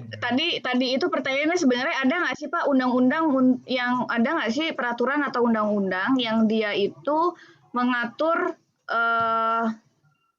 tidak boleh menangkap begitu. Sebetulnya tadi Andika di awal udah disampaikan sih sama beliau berdua. Jadi ada jenis-jenis hewan dan jenis-jenis ikan gitu kan. Kalau tadi dari Dr. Novan menjelaskan ada jenis-jenis hewan yang dia dilindungi secara internasional melalui CITES dan juga dilindungi secara nasional melalui peraturan pemerintah. Dari Pak Kandar juga mungkin ada tambahan, monggo Pak Kandar silakan. Oke, makasih. Pertanyaannya Mas Andika ini lebih ke penangkapan ikan kemungkinan. Jadi memang di WHO itu memang FAO itu ada memang di Fisheries of Conduct itu mengatakan bahwa cyanida itu adalah termasuk di dalam penangkapan. Gitu. Tetapi di Indonesia itu sesuai dengan Permen nomor 10 tahun 2010 itu yang diakui hanya 10 kelompok alat tangkap dan tidak masuk termasuk istilah penangkapan yang kalau di dalam Fisheries of Conduct itu mengatakan membius itu pakai cyanida itu, jadi itu tidak termasuk. Jadi di Indonesia tidak masuk. Setrum itu bukan alat tangkap. Jadi tetapi mengapa ada orang menangkap dengan alat itu? Nah itulah yang penegakan hukumnya yang perlu dipertanyakan gitu. Jadi di aturan tidak ada aturan bahwa yang disebut alat tangkap itu ada 10 kelompok dan tidak ada alat tangkap yang istilahnya strum kemudian membius itu. Jadi kalau makanya kalau diklasifikasi itu setelah diajarkan di PSP ya, diajarkan alat tangkap sesuai dengan aturan internasional, tapi yang diterapkan di Indonesia itu kan diberikan kepada masing-masing daerah. Jadi semua alat tangkap tidak semua digunakan oleh suatu negara. Nah, Indonesia termasuk alat tangkap yang penangkapan yang hebat karena apa? Kelompok alatnya paling banyak juga gitu ya. Jadi 10 kelompok, satu kelompok banyak macam alatnya. Jadi itu mungkin contoh mungkin seperti tadi itu. Pancing tuna ya, pancing tuna. Itu supaya menjaga tidak menangkap penyu, tartal itu yang dibolehkan tuh J tuna. Jadi bentuknya tidak boleh pakai J biasa. Jadi pancing J yang bentuknya J yang biasa, tapi yang bentuknya hampir circle, berbentuk bulat, bentuk U. Itu yang disarankan oleh secara internasional. Tetapi kalau Anda nanti Bapak ke lapangan, ya ketemunya yang J itu J biasa itu. Jadi, nah pertanyaannya kok SIPP-nya surat izinnya keluar gitu, ya kan dia pancing gitu. Jadi itu aja. Jadi itu persoalannya penegakan hukum itu yang menjadi utama khususnya di bidang tangkap ya. Jadi kalau istilah kami ditangkap supaya Mas Andika juga nanti ditangkap itu persoalan di tropis itu satu multi alat ya, multi alat. Alatnya banyak. Yang kedua yang ditangkap ikannya multi jenis. Kalau umpamanya saya pakai jaring untuk gillnet ya, untuk nangkep tuna. Kemudian yang tertangkap ada lumba-lumba. Ya salahnya sendiri lumba-lumba mengapa menabrak jaring kan gitu jadinya. Saya ini tujuannya nangkep tuna gitu. Ngapain lumba-lumba masuk kan gitu. Nah, itu peran. Nah, multi jenis. Kita beda dengan daerah-daerah subtropis. Jenisnya tidak banyak. Jadi kalau kita banyak jenisnya, populasinya kecil. Kemudian yang ketiga, kita multi etnis. Suku banyak. Satu suku juga multi budaya. Jadi budaya yang berbeda. Sama-sama Madura gitu, kapalnya aja beda. Gitu. Jadi itu sudah berbeda. Yang terakhir adalah multi geografis. Jadi antara selatan orang nangkep selatan sama Selat Madura berbeda, Selat Madura dengan Laut Jawa sudah berbeda. Maka sebenarnya saya sangat dulu sangat bangga dan berharap diterapkan betul WPP itu, wilayah pengelolaan perikanan. Sehingga blok area untuk pengelolaan itu lebih jelas. Jadi Laut Indonesia dibagi 11 blok. Nah itu sehingga mungkin itu yang berharap ke depan. Dan ada satu lagi mungkin tadi itu ditangkap ini, ada jejaring konservasi. Nah bukan hanya jejaring orangnya, antar konservasi A sama B itu harus ada jejaring. Kalau tidak ada jejaring sendirian, habis itu. Pasti habis. Itu mungkin jawabannya Mas Andika. Terima kasih responnya, apalagi dari FKA tentang tangkap sangat aspirasi betul. Ya, oke. Baik, terima kasih banyak Pak Kandar dan Dr. Novan. Andika gimana? Semangat ya. Ya, tapi Mbak, apa namanya? Ada yang masih saya ingin lurusin. Jadi gini loh, sebenarnya itu yang saya tanyain itu dari segi kan nelayan itu ada peraturannya nggak menggunakan jenis atau metode penangkapan. Jadi kayak kita di sini udah kayak di seminar dan lain-lain melakukan konservasi, rescue dan lain-lain, tapi dari nelayan sendiri atau khalayak umum sendiri itu merusak merusak ekosistem laut itu sendiri karena tidak adanya peraturan. Misalnya nelayan itu menggunakan racun, menggunakan atau hal lainnya. Oh, itu misalnya aja ya. Jadi sianida itu misalnya begitu. Untuk yang sianida itu di tahun 2020 sempat masuk berita juga bahwa pemerintahan Amerika itu mengizinkan menggunakan itu. Jadi menurut saya itu bagaimana kita yang ingin melestarikannya, tapi dari pemerintah sendiri malah berlawanan mengizinkan hal itu gitu. Apakah di Indonesia juga ada hal kayak gitu? Seperti itu. Terima kasih. Oke, terima kasih. Oke. Mungkin sedikit saja tambahan dari Pak Kandar, Pak. Ya, tidak ada.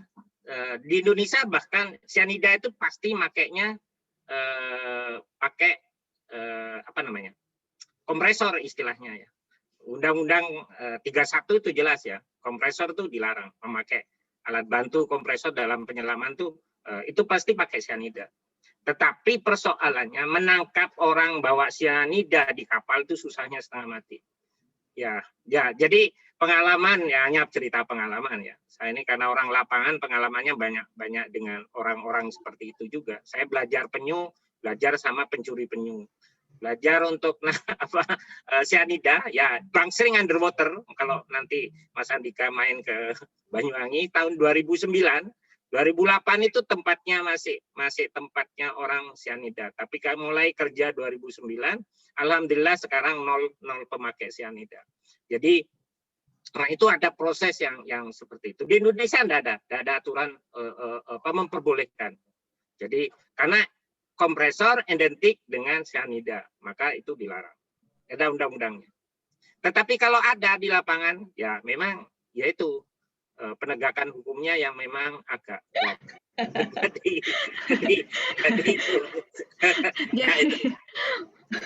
jadi gini jadi begini kesimpulannya. Aturan untuk larangan memakai alat tangkap, memakai batasan wilayah itu semua ada. Tapi ternyata ya memang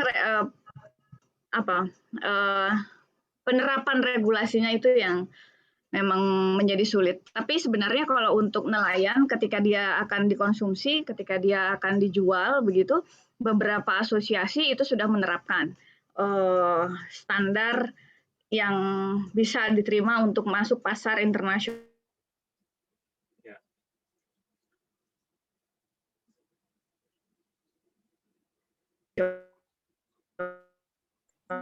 Ada trouble ini Mbak Citranya. Sepertinya sinyalnya. Mas Andika, di mana-mana pelanggar hukum itu selalu ada, gitu aja. Jadi kalau yang di perikanan pasti tahu itu. Bukan hanya tentang alat tangkap, pakai bom, pakai ini, semuanya untuk terumbu karang segala macam kasus selalu ada. Jadi memang tinggal kita bagaimana cara memberantas itu. Kemarin Bu Susi kan begitu ya, illegal fishing, Mas Andika. Pasar internasional, Ya Bu. Ya, Citra kayak. Ya, halo. Ya, saya tiba-tiba ada telepon masuk Pak, maaf. Iklan Bu.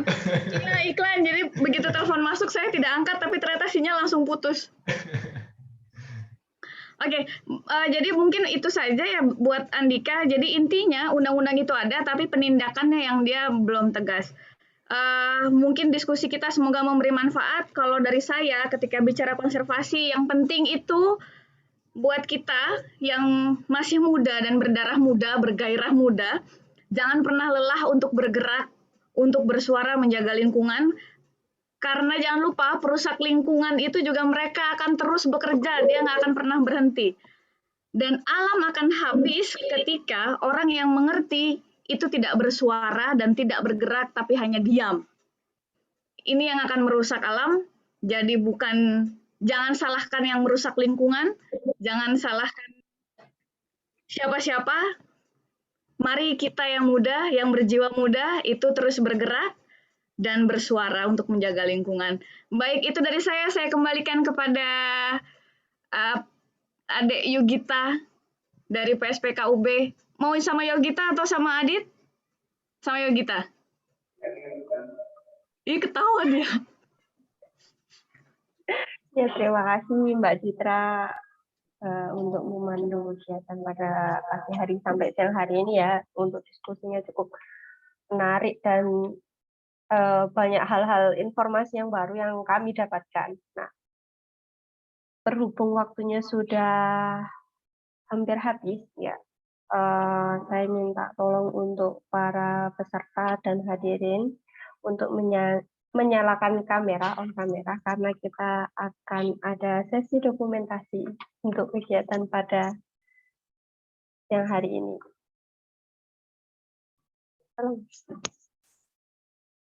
Ya, bisa dinyalakan.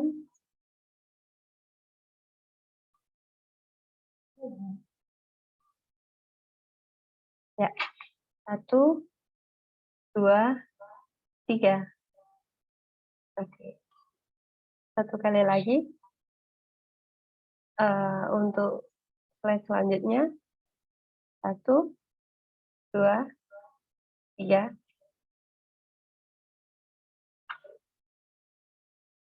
Terima kasih Bapak Ibu sekalian. Saya selaku pembawa acara pada pagi hari ini sampai siang hari ini mengucapkan terima kasih dan mohon maaf apabila ada kesalahan dalam kegiatan pada siang hari ini. Jangan lupa untuk mengisi daftar hadirnya dan kami tunggu respon baiknya untuk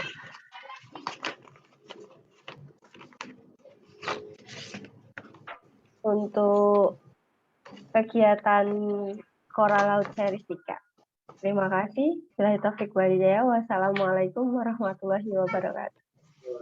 Waalaikumsalam warahmatullahi wabarakatuh. Matur suwun Pak Gantar, matur suwun Dr. Novan, matur suwun Bu Citra. Terima kasih Dr. Novan. Terima kasih Cak. Semoga berlanjut. Iya, bikin WA grup ya. Dr. Novannya diajakin. Nyok. Monggo silakan, kalau ada yang bisa dibantu saya bantu.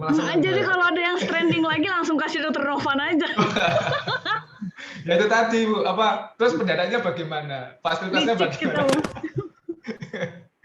Bu Uni, Bapak Ibu sekalian. Iya. Baik. Sama-sama Pak Andi.